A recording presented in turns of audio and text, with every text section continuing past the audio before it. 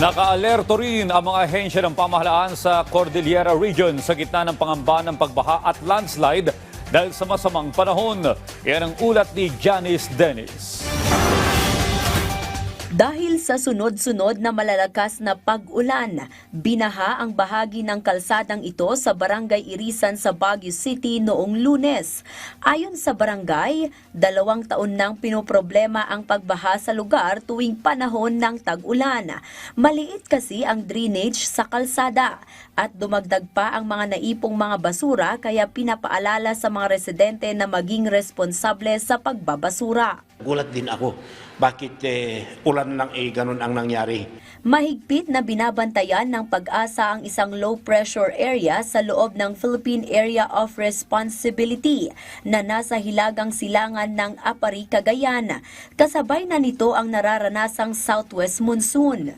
Sa kanilang forecast, 2 hanggang 3 bagyo ang posibleng papasok sa Philippine Area of Responsibility ngayong buwan ng Hulyo. Kapag ang southwest monsoon ang umaapekto sa isang lugar, anytime may pag-uulan tayo. Unlike yung mga localized thunderstorm na sa hapon lagi ang mga occurrence ng mga thunderstorm natin. Naka-heightened alert na ang Cordillera Regional Disaster Risk Reduction Management Council at Office of Civil Defense Cordillera sa posibleng maging epekto ng naturang weather systems sa rehiyon.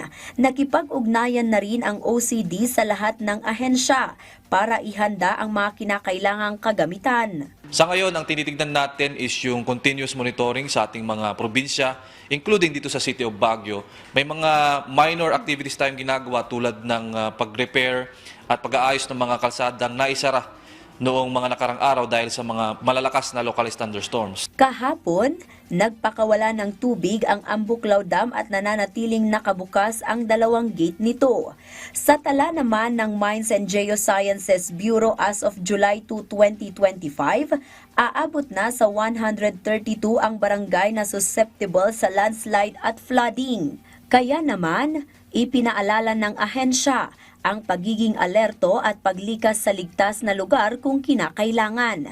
Ang Department of the Interior and Local Government Cordillera naman, pinaalalahanan ang mga lokal na opisyal na mahigpit na magbantay sa kanilang nasasakupan sa panahon ng kalamidad.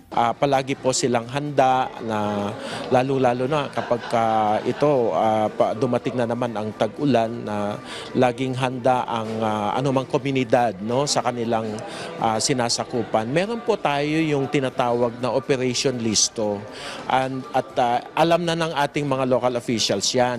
Nakapaghanda na rin ang Department of Social Welfare and Development ng sapat na supply ng food and non-food packs ngayong tag-ulan. Nakapreposition na ang family food packs sa iba't ibang probinsya para madaling ma-access ng mga lokal na pamahalaan kung kailangan. Janice Dennis para sa Pambansang TV sa Bagong Pilipinas.